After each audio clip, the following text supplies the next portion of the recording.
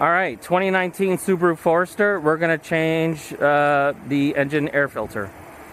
All right, so we're gonna go to Subaru 2019 Forester. This is oil. Over here is air filter. Here's the Forester, and it looks like Fram is 12295, which is over 12295 Subaru. So here's the air filter. We'll have to go for the cabin filter to another store. And now we're going to change the air filter, right?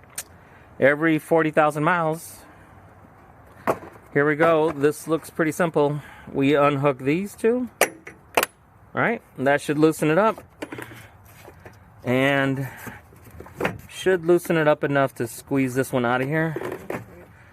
And this is the original, or, you know, so it's not too bad. Actually, it's not too bad at all. So, little, you know, it's always better to get a new one, though. All right, so we put the filter all the way in.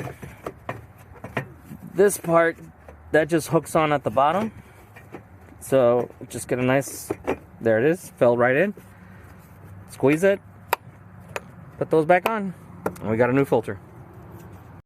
So that's it. We changed the cabin filter and the air filter. You know, you want to do that every once in a while. If you found this helpful, please like and subscribe. Every little bit helps. Have a great rest of your day.